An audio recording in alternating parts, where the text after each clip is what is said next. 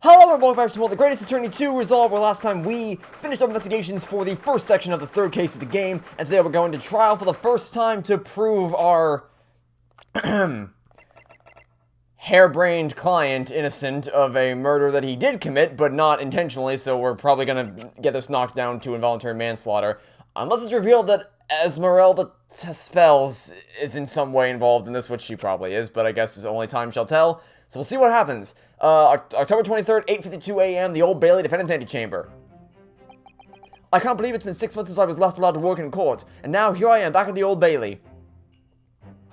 And Mr. Doc Brown over here is busy being the harebrain that he always is. Yeah, I'm Mr. Naruhodo. Good morning, Professor Harebrayne. Is a serious sentence that I just spoke. I don't understand. It doesn't make any sense. The atmospheric pressure in here is off the charts. I've never felt anything like this. It's crushing me. I felt it every time I'm here. That gravity. Well, this is Britain's highest court. But are you telling me it's fitted with some kind of device that can actually control air pressure? I think it's probably all in the mind. Ah, yes. Well, you won't let me down, will you, Mr. Naruhodo? I'm counting on you in today's trial to save my life. To save the secret of my super high voltage instantaneous kinesis machine from being made public. Yes, I understand. I know what I have to do. I have to establish that the explosion 2 days ago was nothing more than an unfortunate accident. Easier said than done. Well, I'm sure there's nothing to worry about, really. Justice will prevail. And justice we trust. Sholmes? Who else? Mr. Sholmes, I didn't expect to see you here, nor did I want you here, but you know. That was very mean, Runa, leaving me alone at home with Hurley. Honestly, that was very mean of me, to leave anybody alone in a room with Airlock Sholmes like a death sentence. It took me at least an hour to wake him. Are you Airlock Sholmes? Indeed, sir, I am he, Airlock Sholmes. Oh, I've heard all about your exploits, even whilst living in Germany. Everyone's telling me how much of an idiot you are. Ah, yes, Rand's magazine is on sale in Germany, too. This month's installment was sublime. Your deduction in The Adventure of Silver Blaze is wonderful. Ah, yes, a memorable case indeed. It concerned a snake, I seem to recall. No, that was the Speckled Band. Yeah, well, as we recall, Airlock Sholmes forgets everything 3 seconds after it happens, so I wonder if that's why Iris catalogs his adventures, is that he actually has a method of recalling what happens to him in his life. Well, thank you for coming. I do appreciate your support. I'm sorry to disappoint you, my dear fellow, but I'm afraid I can't stay. Aw, darn. I was really hoping you would stick around for— No, I wasn't. I want you out of here. I have urgent business at Madame Tuspelus. You mean your waxwork job? No, the waxwork production, of course. Madame has engaged my services. Ah, so you're trying to get to the bottom of that ransom note, are you? The week's wages depend on it, as does the safe return of the waxwork, naturally. As such, I intend to give it my undivided attention. Are we not getting paid for what we're doing here? No, okay. Oh, well, never mind then. I understand. Is Renus not getting paid for his lawyer duties? Okay. Of course, with my skills of observation and reasoning, that wax statue is as good as f***ed. Resolving the matter will be as easy as proverbial pie. I shall return forthwith. For until I solve the case, I shall have no money to afford a pie of any description.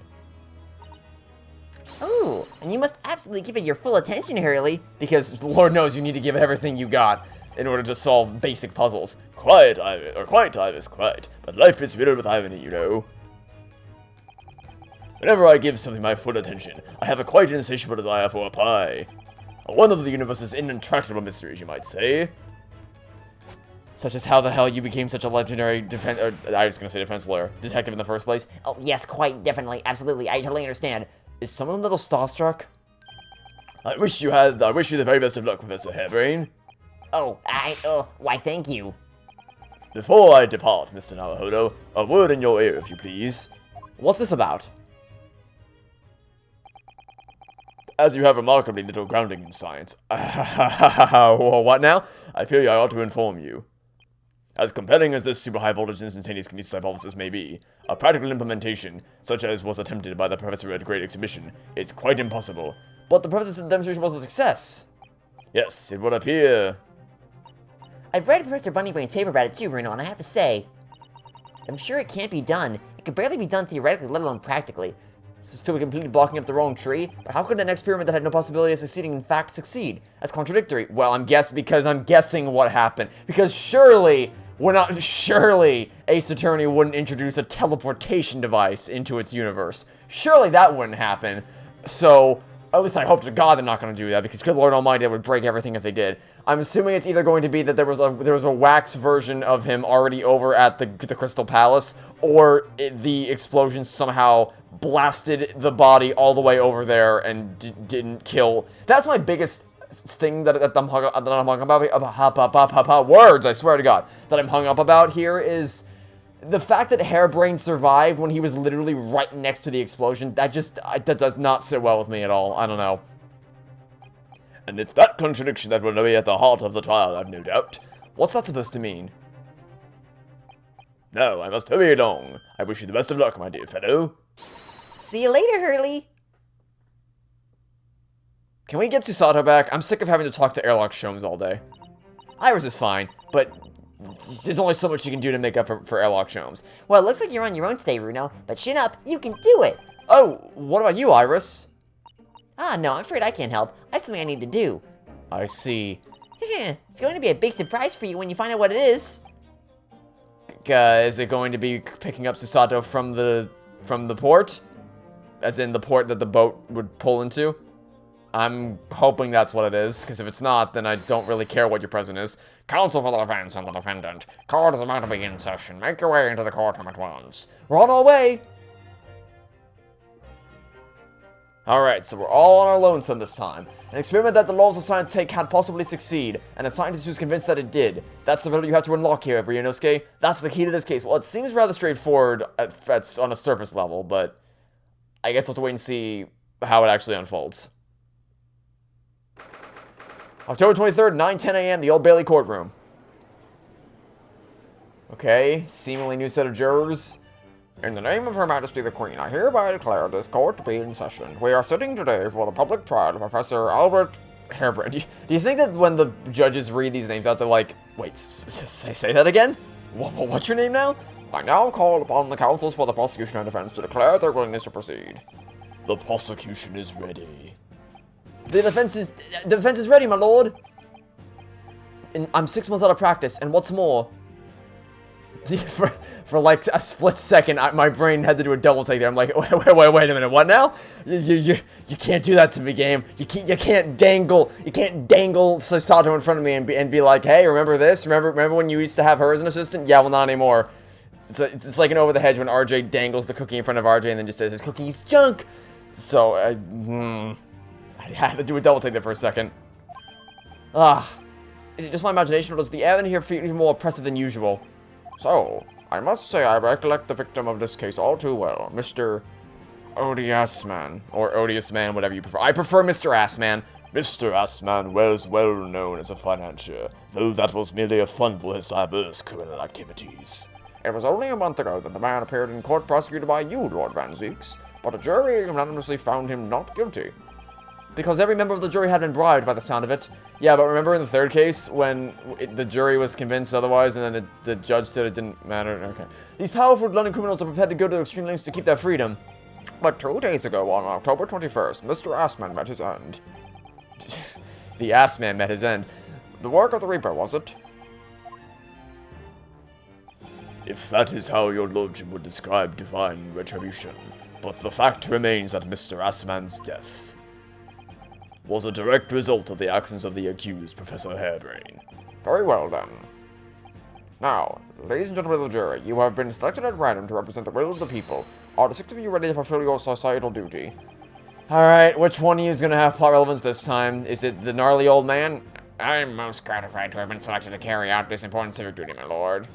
Is it going to be the incredibly extravagantly dressed person? To have a man's fate in the palm of one's hand. Oh gosh, oh golly, it sends shivers down my spine. Is he going to be the magician? Science experiments, magic, conjuring tricks, courtroom trials are nothing more than performances. Is it going to be the... okay.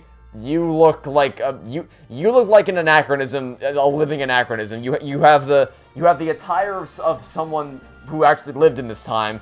And yet you're wearing I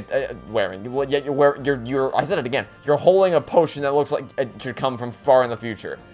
Any experienced scholar that defies the reputation of science deserves to hang. And then we have Winnie the Pooh if he were a human. We have to listen to what shit on both sides to fight, and then shut on one. That's it, isn't it? And then we have someone who falls asleep at the wheel. Wasn't like this in my day. Wasn't like this at all. You're allowed to have a gun in the court. Okay, that's the police killer Automo lookalike again. That's your concern? I would be more concerned with the fact that he has a gun in the jury okay. Okay, so this is our jury selection this time. Now, as I'm sure you're all aware, how long is it going to take for one of them to be revealed to have been Agatha all along? The incident we are here to judge today tragically took place at the Great Exhibition shortly after its opening, though the death toll could have been far worse. With the exception of the victim, no one was killed. Nevertheless, the dream of the science being exhibited rapidly turned into a nightmare for the spectators. A tragic turn of events, and as such, the eyes of all London, of the whole world will be on this trial. It is our duty to reach a swift and just conclusion, I feel. So, your opening statement, please, Lord Van Zeeks. At the heart of the incident is technology never before demonstrated anywhere in the world. One of science's latest developments, I take it. The government is keen to capitalize on the Great Exhibition to improve Britain's technological advantage. The technology being demonstrated by the accused was described as super high voltage instantaneous kinesis. Good lord! It's designed to disassemble human subjects using extremely high voltage electricity and beam them instantly to another location where they are subsequently reassembled. Is such a thing even within the realms of possibility? Well, I don't believe it, that's for sure. Disassembling people with electricity? My goodness, how shocking. Ha, whole idea is absurd. The hypothesis would never stand up to scrutiny. Sir, I believe you are a fellow of the Royal Society, are you not? An expert in your field? Oh. What? How convenient for the case at hand. Random selection, my ass man. Alright, my word on the matter can be considered final. So this expert and Mr. Sherman's been in agreement, it's impossible. What is the prosecution's view on the matter? The prosecution would assert that the accused's instantaneous kinesis demonstration was a success. What? Well, I mean, he's not technically wrong. Order! Order! The professor's hypothesis is currently under investigation by the British government. If it is deemed to have merit, a substantial research grant would be made available. The accused made use of the invention built on his new hypothesis to take Mr. Assman's life, in order to be the sole benefactor of the grant. But... This disastrous demonstration was no accident. It was carefully designed from the outset to end the life of the victim. Well, then let's get to proving. Thank you, Lord Van Zeeks. The prosecution's stance is clear, but you will now bring forth witnesses to substantiate your claims. Gladly, my lord. And the cape has already come off. I feel like it gets ripped off earlier and earlier each time. Bailiff, show the first witnesses to the stand. Oh joy, fish and chips and Harebrayne, my favorite pair in the world. Witness, state your names and occupations for the court. Yes, sir. Tobias Gregson, Detective Inspector of Scotland Yard's Homicide Division. I was on duty at the demonstration on the day in question and in charge of the following investigation. Albert Harebrayne, scientist. You were born in England, but have been carrying out research in Germany in recent years, correct? Yes, that's right. After graduating from university here in Britain, I went to work in Germany and made an amazing discovery, which is what brought me back. I had to demonstrate my incredible hypothesis at the Great Exhibition. Did you hit your head on the toilet and uncover the flux capacitor? What you demonstrated was incredible, alright? An incredible explosion. But the science was a success. The instantaneous kinesis worked. Everyone saw it, they must have done. Yes, there was the terrible accident, but the demonstration of my hypothesis was a success. Well, that much is undeniable. As shown, I didn't want to open that up, in this photograph taken by the forensic investigation team. This was taken inside the Crystal Tower, I take it. The centerpiece of the exhibition, no less. That's right, my lord. The victim ran straight into it. Yeah, so like I said, the only two possibilities is that there was a body double / wax figurine, or that the explosion actually catapulted him that far. But again, if it did that, then how the hell is Harebrayne still alive? I actually have no idea how that could work. Very well, submit the photograph as evidence. Alrighty then. As the courts heard, the victim of the incident was Mr. ODS Man. There have been a number of allegations made against the man, but putting him aside for the time being. He was the man who financed the research for the experiment and demonstration itself. I see. So to summarize the situation, the defendant is accused of taking the life of the man who funded his work. Would that be correct? Exactly. But couldn't it be that the explosion was caused by some malfunction in the apparatus used for the demonstration? That's right, that must be it. My splendid machine, my poor splendid machine. You saw it yesterday, didn't you? We can't even examine the records thanks to the Special Dispensation for Scientific Equipment Act. Wow, the wreckage. But that being the case, how can the facts be established? How can it possibly be determined whether this was an accident or a deliberate and malicious act? Extremely simply, my lord. I beg your pardon? Isn't that right, witness? What? Sorry, me? No, your neighbor. Yes, sir, it was murder, plain and simple.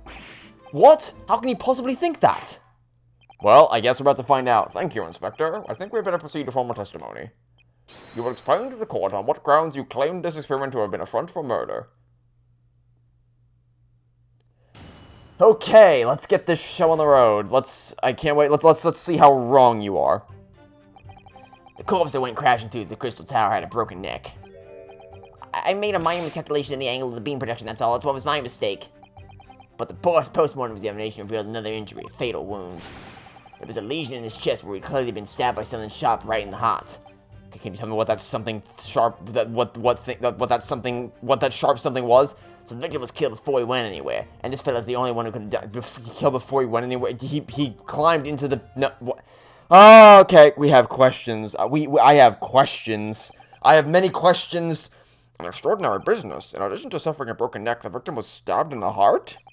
Information I would really like to have heard from someone other than the judge. The coroner says death would have been all but instant from a wound like that.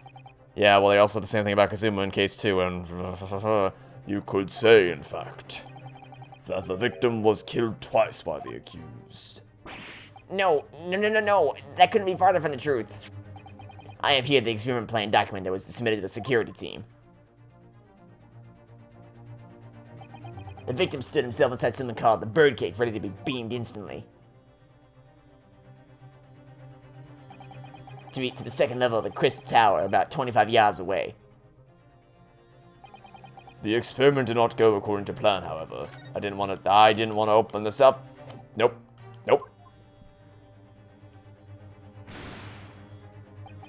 As the machine was put into operation, there was a large explosion.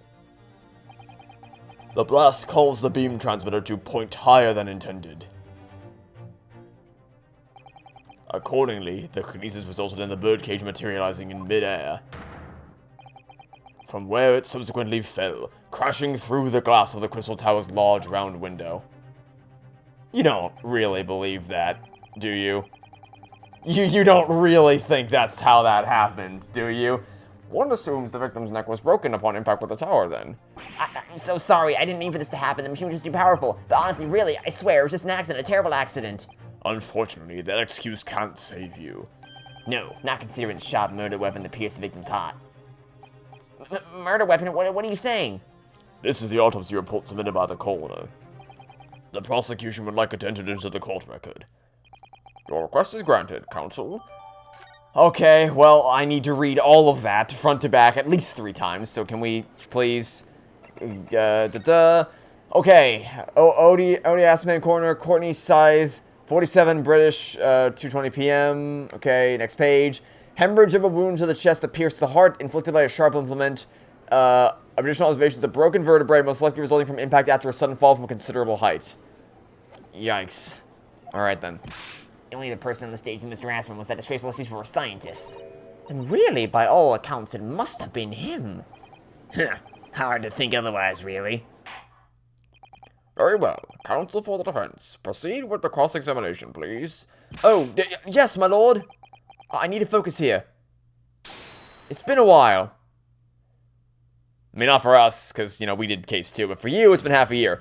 And I really still stand by that I don't think that his suspension actually got us anywhere. Like, it didn't do anything for his character arc. It didn't do anything for the story. It's just he was disbarred, or he was banned one case off screen, and then the next case in the timeline, he was back in the court. So it's like, what was even the point?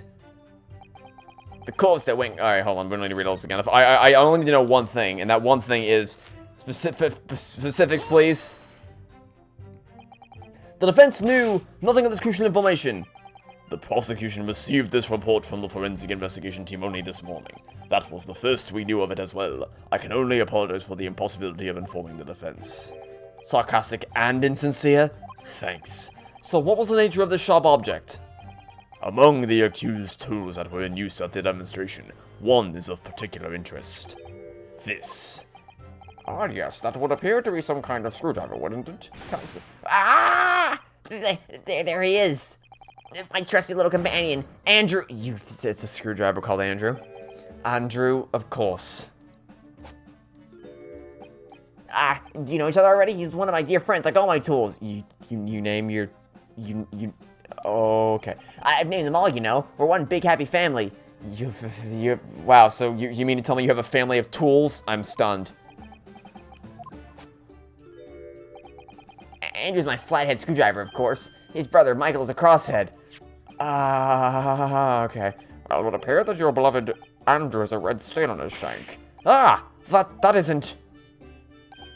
It's blood, beyond all reasonable doubt. No! And that's not all. The long, sharp shape of this Andrew feather was completely consistent with the victim's wound. That is an oddly shaped screwdriver, you know. That is a very oddly shaped screwdriver. Order, order. The court will enter this friend of the defendant as evidence. There's something off about that. Okay, hold on. You know the drill. Always examine everything. This is a very oddly shaped screwdriver. At least the handle part of it is. It just looks like the letter A. I didn't want to back out. God damn it. Hold on. I've seen this unusually shaped handle before. It's the same screwdriver that was lodged in the grill on the floor of the kinesis machine, which could be important information, so I should definitely make a note of it. It's a very, very strangely shaped screwdriver. Alright then. So, are you trying to tell me this is the same screwdriver that was found in him, or just one that looks exactly like it? Because if it's supposed to be the same one, then how the hell do you explain the fact that it was found stuck in the grill at the exhibition stage, and yet you claim it was stabbed. It stabbed. My gut response is that it was just a similar one. But if that is supposed to be the one, okay, because it says the metal screwdriver that's found poking through the grill in the base of what remains of the kinesis machine. No, that's not how that works at all. So one of them supposed to have Harebrayne's tools with the murder weapon? Great. Okay. Well. What grounds do you have for saying that? Ha! Do you really need to ask? There were only two people on that public experimentation stage in front of the whole crowd. The victim, Mr. Odiasman, and the accused, Mr. Harebrayne. And we know for certain that before the experiment, the victim was alive. That's right, I saw with my own eyes. Furthermore, following the explosion and kinesis, nobody went anywhere near the body. In other words, only someone else. Oh. Excuse me. Professor Harebrayne, do you have some information that may be relevant here? Professor! Sorry. I was just calculating the optimum coefficient of electrolysis to separate molecules in the human body. And the witness stand is the best place for that? And your trial for murder is the best time for that? It seems as though you might have something to say about Inspector Gregson's last remark. Yes, that's right, of course. He just said that nobody else could have done it, didn't he? Yeah, that's right. Who else could have stabbed the victim, eh? I don't know, but... Then why did you say anything? There's no way that I could have possibly stabbed Mr. Aspen, as you say. Yeah. Explain, please, Professor. Of course. This cold-hearted policeman may not be aware, I suppose. But humans are warm-blooded mammals with blood running continuously through their veins. I had. Then surely you see, if I plunged someone the size of Andrew into the man's chest, the whole stage would have been a bloodbath, no blood swimming pool. Ah! But thousands of Londoners were watching me at the time. And yet not one of them claims to have seen a swimming pool of blood. Well, no, I suppose not. You see? Not one. Sure, I didn't see anything like that. Well done, Professor. That was a great counter-argument. Order, order. Oh, here comes the champagne. Also known as please enjoy our liquid physics. We worked pretty hard on them. Pray forgive the discourtesy if I savor a drop from my hallowed chalice to accompany my old friends adducing. Here's to you, Albert. Oh, you're too kind, Barack, but I'm not really a patch on you. No, you're not. No?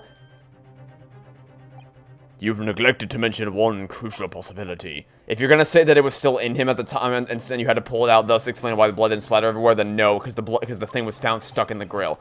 A particular situation in which very little bleeding would result from a stab wound. Inspector, enlighten the court, please. Say it. Say it. I dare you. Say it. Say what I think you're gonna say. I dare you. Do it. Do it. Do it. You won't do it. The weapon where the victim was stabbed must have been left in flight. Nope. No. Why did I go the long way? I could have just gone left. That was dumb. I should have just gone left. You say that while the weapon remains in the body, there's very little bleeding. Is that unequivocal? Look, there was no blood in the experimentation stage, even though that's where the fellow was stabbed. But the only explanation for that is that the screwdriver was still in his body, stopping any heavy bleeding. It's common medical knowledge, my learned friend, even on your side of the world. Yes, but about the screwdriver, which is very peculiarly designed. The thing is, we actually saw it at the scene ourselves, on the experimentation stage. What? It was on the floor by the wreckage of the machine, poking through a metal grill. I went to pick it up, but the detective here stopped me. Isn't that right, Inspector Gregson? Well, now you come to mention it, yes. Inspector, are we to understand that you permitted the defense counsel to investigate? That you contravened the Special Dispensation for Scientific Equipment Act? No, not at all. I wouldn't do that. I just let him look, nothing more. I was very clear he wasn't to touch a thing. Yes, that's true. The screwdriver was in plain sight on the stage. But it shouldn't have been, should it? What are you getting at? If this tool had still been in the victim's body when the victim was being away by the machine, then it shouldn't have still been on the stage.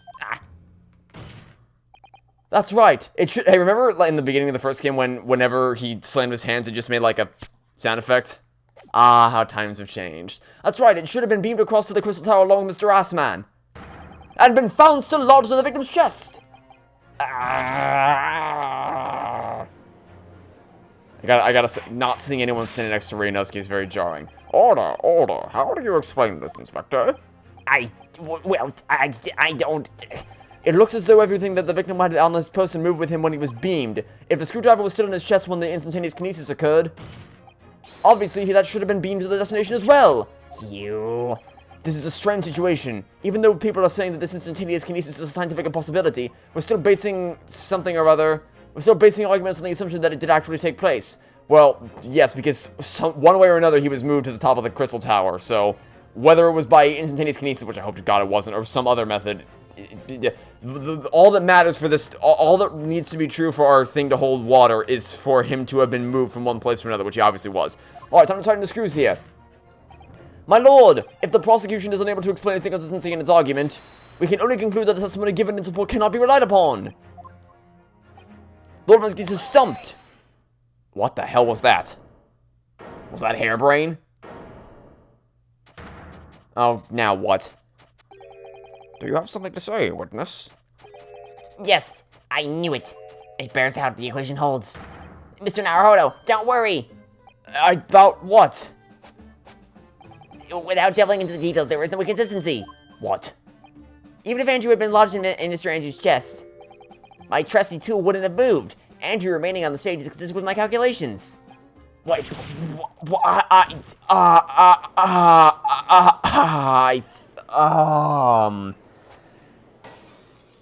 I think I just felt a couple million of my brain cells jumping off a cliff. What? Wow, so that was like, I'm not sure where to start. So, my brain is like, okay. First of all, and this is probably the most pressing issue, why would you bring that up? Why would you... You didn't... The whole point is that we're... Why would you bring that up? Oh my god. Okay, so there's that, but also just... You're gonna need to put on quite a show to convince me of that one there, buddy. Or should I say the brilliant scientist explanation? Also, Venzeeks, you don't get to talk to me about a great, brilliant scientist after the shit you said in the previous cases in regards to admission of scientific evidence in the court. Just when I found an inconsistency in the prosecution's argument, my own client dicked us over. Scientists. Very well. The defendant will testify again. Provide us with a scientific explanation as to why the inconsistency asserted by the defense fails to hold. In the name of a... Is it any surprise that he says in the name of Apollo he will when doing something incredibly stupid? Because I don't think it is. Oh my dear lord, okay. Sure. I guess they call you Harebrayne for a reason. To be clear, I'm still at the stage of gathering data on my research. My hypothesis states that the kinesis cannot transport metal that... What? What? I'm sorry, is he not wearing glasses with a metal frame in the... Yeah, no, nice try, buddy. Buddy, I shouldn't even have to point this out because you're trying to dick yourself over here by pointing this out at all, so let's get the magnifying glass away from your nose, please. But he's wearing glasses with a metal... at least I'm assuming that that's a metal frame, by making the foolish assumption that the thing I'm looking at right now is a metallic frame. Silly me for assuming such a thing. But it looks metal to me, so... Walk me through that one, Batman. How do you think... Riddle me I guess I was going for a riddle me Batman there thing. Hey, riddle me this. Walk me through this. How exactly do you think that inconsistency matches up? In other words, the point just raised Mr. Naruto isn't an inconsistency at all. You just highlighted another one. You're just piling on. Maybe that was his plan all along. Maybe the 200 IQ play was to pretend he'd found an inconsistency in my inconsistency, so that I could bring up yet another inconsistency to prove his case even stronger. Maybe Harebrayne is actually a 200 IQ genius, and that was his galaxy brain play. Maybe I just misjudged him. Who knows? I doubt it, though.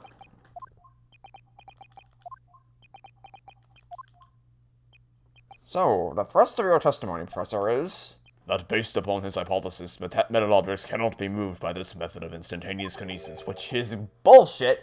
In other words, since the screwdriver is made of metal, even if it remained lodged in the victim's chest, its subsequent discovery on the stage, despite the victim being found elsewhere, is not an inconsistency, and therefore, Professor Albert Harebrayne could still have been the killer. And my great hypothesis holds, you see. Why are you proud about that? I was not addressing you, witness. Professor Harebrayne, Yes? whose side are you on here? I don't take sides, Mr. Naruto. No. My only interest lies in upholding my hypothesis. I'm a scientist, after all. Yeah, but your hypothesis is gonna mean jack shit if you get tried and put away for murder, you idiot. Okay, maybe he's not a galaxy brain after all. Is he working for us or against us? It's very hard to tell. Well, either way, he's helped us, so we'll take what we can get. Let's see how you cross-examine this testimony, my Nipponese friend. Yes, fire away, Mr. Naruto. Well, it shouldn't be that hard, right? I mean, shouldn't I just... I feel like we got a pretty clear contradiction here. Okay, so you say that my hypothesis states that kinesis cannot transport metal, hence the metal weapon would have stayed put, then how do you explain the fact that his glasses were clearly quote-unquote, transported into the Crystal Tower with him? Professor Harebrayne, you say that according to your hypothesis, nothing made of metal can be beamed by instantaneous kinesis using the machine you made, is that right? Yes, that's right. Spot on, exactly correct. In that case, I'd ask you to have a look at this photograph that was taken at the scene. In particular, I'd like you to pay attention to the victim's face. You can clearly see that Mr. Assman is wearing a pair of spectacles with a metal rim. What? Metal? No, metal can't... That's not... Metal? No! This is good for us. We've already established that the proposed murder weapon, the screwdriver, was found on the stage. However, if your hypothesis correctly predicted that outcome, it should also have predicted that the metal rim spectacles would be found in the same place. My hypothesis. Professor Harebrayne, this isn't easy for me to say, but your hypothesis is clearly flawed.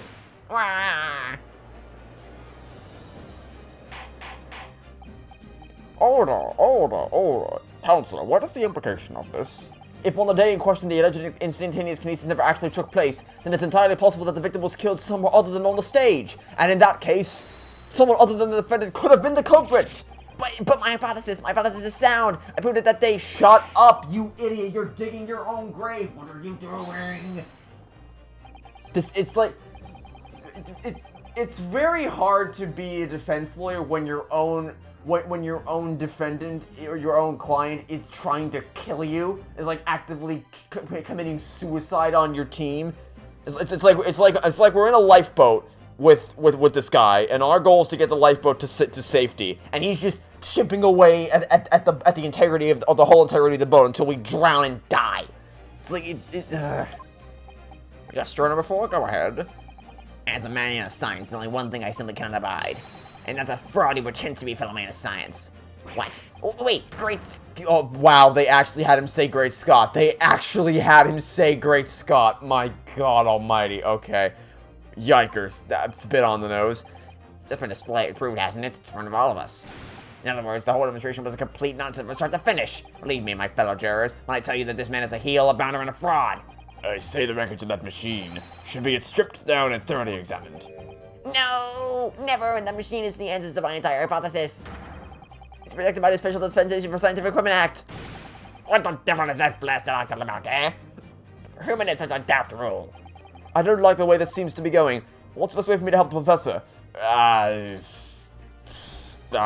So, I mean, he's kind of trying to nuke our chances of success here, so I feel like we should raise an objection to him. Objection.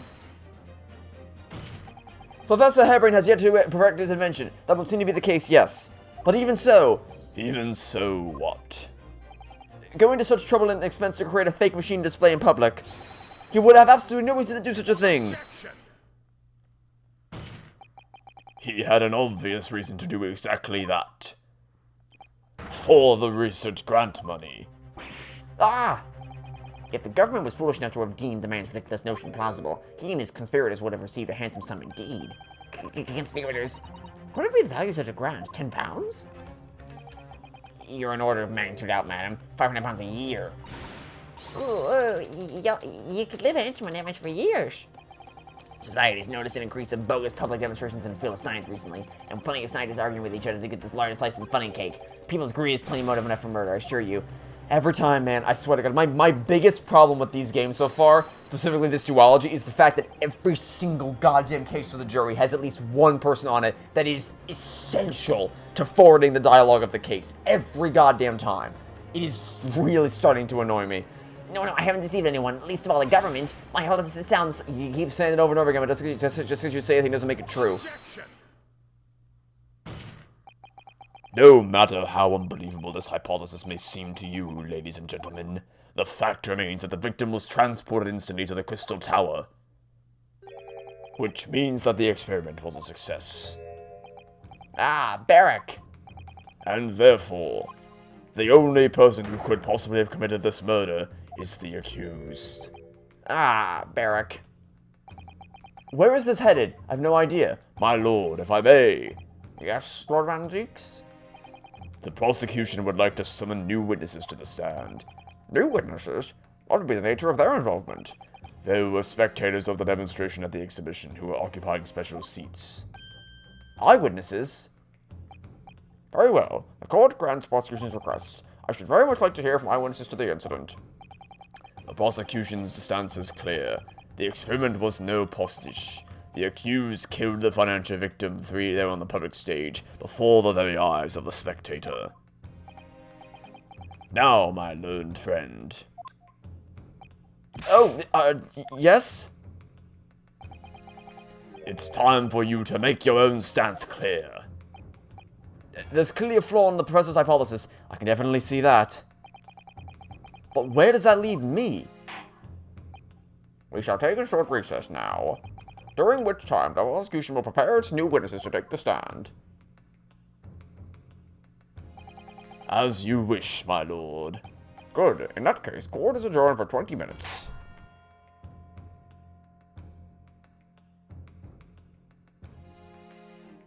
Oh, really? Wow, that was short.